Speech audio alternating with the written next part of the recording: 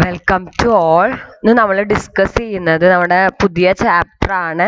Leverage എന്നാണ് ചാപ്റ്ററിന്റെ പേര്. Leverage എന്ന് പറഞ്ഞാൽ ഒരു ഫേമിന്റെ ability to use fixed cost asset, അതിനെയാണ് നമ്മൾ എന്ത് പറയുന്നത്, ലിവറേജ് എന്ന് പറയുന്നത്. അതായത് ഒരു ഫേമിന് അതിന്റെ ഫിക്സഡ് കോസ്റ്റ് അസറ്റ് അല്ലെങ്കിൽ ഫിക്സഡ് കോസ്റ്റ് അല്ലെങ്കിൽ ഫിക്സഡ് ചാർജ് ഫണ്ടുകൾ ഉപയോഗിച്ചിട്ട് ഓണേഴ്സിന്റെ റിട്ടേൺ ഇൻക്രീസ് ചെയ്യാനുള്ള കപ്പാസിറ്റിനെയാണ് നമ്മൾ എന്ത് പറയുന്നത്, കപ്പാസിറ്റിനെയാണ് നമ്മൾ എന്ത് പറയുന്നത്, ലിവറേജ് എന്ന് പറയുന്നത്. Leverage is the firm's ability to use fixed cost asset or fund to increase the return to its owners. അതിനകത്ത് ഫസ്റ്റ് വരുന്നതാണ് എന്ത്, ഫിനാൻഷ്യൽ ലിവറേജ്. ലിവറേജ് എന്ന് പറഞ്ഞാൽ ശരിക്കും ഇത് രണ്ടെണ്ണത്തിന്റെ ഒരു കോമ്പിനേഷൻ ആണ്, financial leverage and operating leverage. അതിനകത്ത് ഫിനാൻഷ്യൽ ലിവറേജ് എന്ന് പറഞ്ഞാൽ എന്താന്ന് വെച്ചാൽ the use of long term fixed income bearing securities like debt and preference share capital along with equity share capital is called financial leverage or trading on equity.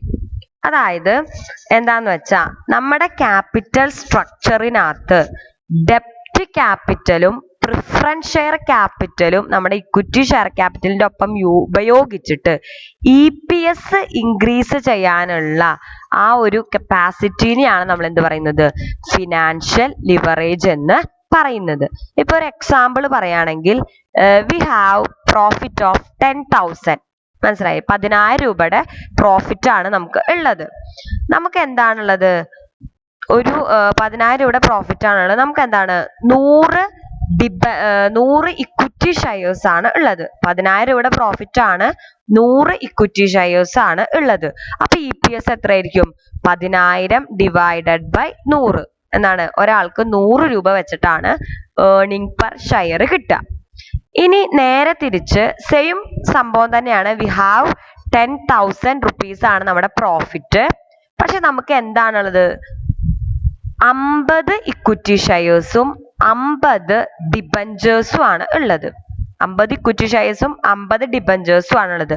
Debenture interest ആയിട്ട് we will incur 1,000 rupees, 1000 രൂപ നമുക്ക് interest ആയിട്ട് കൊടുക്കേണ്ടി വരും. അപ്പൊ 10,000 രൂപ profit ആണുള്ളത്, 1000 രൂപ ഇൻട്രസ്റ്റ് ആയിട്ട് ഡിബഞ്ചേഴ്സിന് കൊടുത്തു കഴിഞ്ഞാൽ ബാക്കി എത്രയുണ്ട്, 9,000 രൂപയാണ് ഇക്വിറ്റി ഷെയർ ഹോൾഡേഴ്സിന് അവൈലബിൾ ആയിട്ടുള്ളൂ.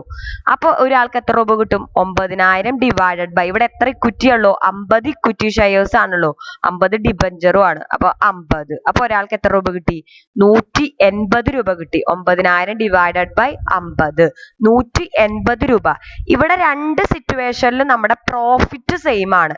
എന്താ ഒരു വ്യത്യാസം ഉള്ളത്, ഒരെണ്ണത്തില് വി ആർ യൂസിങ് ഡെപ്റ്റ് ക്യാപിറ്റൽ, ഒരെണ്ണത്തിൽ നമ്മൾ എന്ത് ചെയ്യുന്നില്ല, ഡെപ്റ്റ് ക്യാപിറ്റൽ ഉപയോഗിക്കുന്നില്ല. അപ്പോൾ ഡെപ്റ്റ് ക്യാപിറ്റൽ ഉപയോഗിച്ചപ്പോൾ നമുക്ക് ഡെപ്റ്റ് ക്യാപിറ്റലിലേക്ക് ഉപയോഗിക്കാതിരുന്നപ്പോൾ നമുക്ക് EPS എത്ര കിട്ടിയത്, 100 രൂപ ഒരാൾക്ക് കിട്ടിയുള്ളൂ വിത്ത് ദ 10,000 റുപ്പീസ് പ്രോഫിറ്റ്. പക്ഷെ ഡെപ്റ്റ് ക്യാപിറ്റൽ ഉപയോഗിച്ചപ്പോൾ ഒരാൾക്ക് എത്ര കിട്ടി, 180 രൂപ കിട്ടി EPS. ക്ലിയർ അല്ലേ, with the same profit of 10,000. അപ്പൊ അങ്ങനെ ഡെപ്റ്റ് ക്യാപിറ്റൽ ഉപയോഗിച്ചിട്ട് EPS എൻഹാൻസ് ചെയ്യാനുള്ള ഫേമിന്റെ കപ്പാസിറ്റിനെയാണ് നമ്മൾ എന്ത് പറയുന്നത്, ഫിനാൻഷ്യൽ ലിവറേജ് എന്ന് പറയുന്നത്. That is it is the use of long term fixed income bearings ഡെപ്റ്റ്. അത് മേ ബി ഡിബഞ്ചർ ആയിരിക്കാം, അല്ലെങ്കിൽ പ്രിഫറൻസ് ഷെയർ ക്യാപിറ്റൽ ആയിരിക്കാം, അലോങ് വിത്ത് ഇക്വിറ്റി.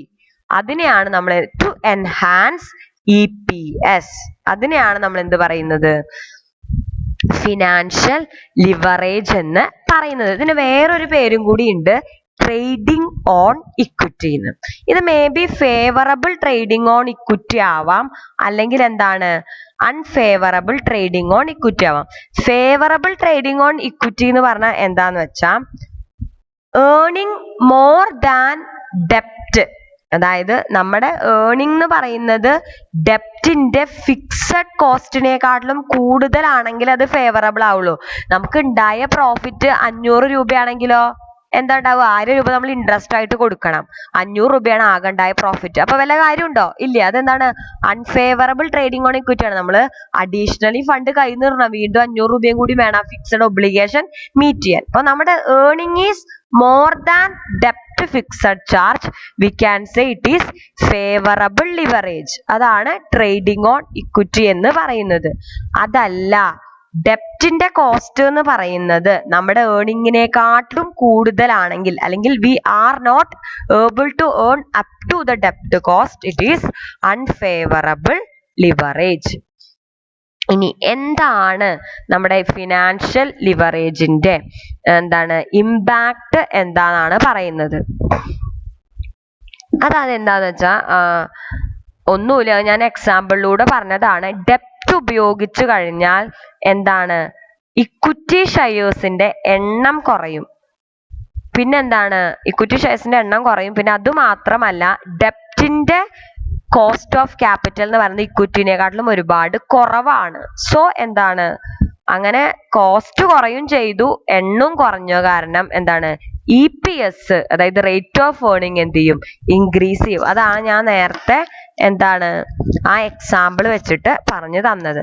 ഇനി നമുക്ക് ക്യാപിറ്റൽ സ്ട്രക്ചർ പ്ലാൻ ചെയ്യാനും നമ്മുടെ പ്രോഫിറ്റ് പ്ലാൻ ചെയ്യാനൊക്കെ ഫിനാൻഷ്യൽ ലിവറേജിന് ഒരു വലിയ പങ്കുണ്ട്. കാരണം ഇത് നോക്കിയിട്ട് വേണം മാക്സിമം EPS കിട്ടുന്ന ലെവലിൽ നമ്മൾ എന്ത് ചെയ്യുക, അത് ഫിക്സ് ചെയ്യുക. അതായത് ഫേം ഏബിൾ ആണ് ആ ഫിക്സഡ് കോസ്റ്റ് പേ ചെയ്യാനെങ്കിൽ മാത്രമേ നമുക്ക് ആ ഫിനാൻഷ്യൽ ലിവറേജ് നമ്മുടെ ക്യാപിറ്റൽ സ്ട്രക്ചറിൽ ഇൻക്ലൂഡ് ചെയ്യാനായിട്ട് പറ്റുള്ളൂ.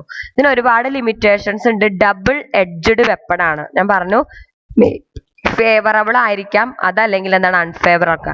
ഡബിൾ എഡ്ജഡ് വെപ്പൺ എന്ന് പറഞ്ഞാൽ ഡബിൾ എഡ്ജഡ് വെപ്പൺ എന്ന് പറഞ്ഞാൽ ഇരുമൂർച്ച എന്നൊക്കെ നമ്മൾ പറയും, ഇരുതല വാള് എന്നൊക്കെ. അതെ, അത് ഫേവറബിൾ ആയി കഴിഞ്ഞാൽ it will be very beneficial to equity share holders. They can increase their EPS. But അതല്ല, അൺഫേവറബിൾ ആയി കഴിഞ്ഞാൽ നമുക്ക് ഫിക്സഡ് ഒബ്ലിഗേഷൻ കൊടുക്കാൻ പറ്റിയില്ലെങ്കിൽ ഡെപ്റ്റ്, we are unable to generate profit which നമ്മൾക്ക് അത് ആ പ്രോഫിറ്റ് പേ ചെയ്യാനുള്ള കോസ്റ്റ് പേ ചെയ്യാനുള്ള പ്രോഫിറ്റ് കൂടി ഉണ്ടാക്കാൻ പറ്റിയില്ലെങ്കിൽ ഇത് ഫിക്സഡ് ഒബ്ലിഗേഷൻ ആണ്. Interest payment to debentures and preference dividend എന്നൊക്കെ പറയുന്നത് നമ്മുടെ ഫിക്സഡ് ഒബ്ലിഗേഷൻ ആണ്. ആ ഒബ്ലിഗേഷൻ നമുക്ക് കണ്ടിന്യൂസ് ആയിട്ട് മീറ്റ് ചെയ്യാൻ പറ്റില്ലെങ്കിൽ it will lead to liquidity of firm. അതുകൊണ്ടാണ് അത് ഡബിൾ എഡ്ജഡ് വെപ്പൺ എന്ന് പറയുന്നത്. പിന്നെ എപ്പോഴും ഒരു സ്റ്റേബിൾ ഇൻകം ഉള്ള കമ്പനികൾക്കാണ് ഇത് സ്യൂട്ടബിൾ. കാരണം സ്റ്റേബിൾ ഇൻകം ഉണ്ടെങ്കിലേ നമുക്ക് ഡെപ്റ്റിന്റെ കോസ്റ്റ് പേ ചെയ്യാൻ പറ്റുള്ളൂ. പിന്നെ വരുന്നതെന്ന് വെച്ചാൽ ഇൻക്രീസ് റിസ്ക്. ഡെപ്റ്റ് ക്യാപിറ്റൽ സ്ട്രക്ചറിൽ കൂടുന്നതിനനുസരിച്ച് നമ്മുടെ റിസ്ക്കും കൂടും. കാരണം because we need to pay more interest as fixed charge. അപ്പൊ അങ്ങനെ ഫിക്സഡ് ചാർജ് കൂടി കഴിഞ്ഞാൽ നമുക്കത് മീറ്റ് ചെയ്യാതിരിക്കാനുള്ള പോസിബിലിറ്റി കൂടും. പിന്നെ വരുന്നതാണ് ഫിനാൻഷ്യൽ ഇൻസ്റ്റിറ്റ്യൂഷൻസ്. ഫിനാൻഷ്യൽ ഇൻസ്റ്റിറ്റ്യൂഷൻസ് എന്നൊക്കെ റെസ്ട്രിക്ഷൻസ് ഉണ്ടാവും. ഒരുപാട് ഡെപ്റ്റ് ക്യാപിറ്റൽ ആണെങ്കിൽ ആരും നമ്മുടെ കമ്പനിയിൽ വന്ന് ഇൻവെസ്റ്റ് ചെയ്യാതായിരിക്കും. നമ്മുടെ ഫിനാൻഷ്യൽ ഇൻസ്ട്രുമെന്റ്സ് സബ്സ്ക്രൈബ് ചെയ്യാതെ ഇരിക്കും. ഇതിന്റെ ഫോർമുല നമുക്ക് നെക്സ്റ്റ് ക്ലാസ്സിൽ ഡിസ്കസ് ചെയ്യാം. എന്നിട്ട് അത് റിലേറ്റ് ചെയ്തിട്ടുള്ള പ്രോബ്ലം എന്തായാലും ക്ലിയർ ആയെന്ന് വിചാരിക്കുന്നു. എന്താണ് ഫിനാൻഷ്യൽ ലിവറേജ് എന്ന് പറഞ്ഞാൽ the ability of firm to use fixed cost capital അല്ലെങ്കിൽ fund to enhance the earning per share ആണ്. അപ്പൊ ക്ലിയർ ആയെന്ന് വിചാരിക്കുന്നു. എന്തെങ്കിലും ഡൗട്ട്സ് ഉണ്ടെങ്കിൽ ചോദിക്കുക. നമുക്ക് ഇതിന്റെ പ്രോബ്ലം ഫോർമുലി നെക്സ്റ്റ് ക്ലാസ്സിൽ ഡിസ്കസ് ചെയ്യാം. Thank you.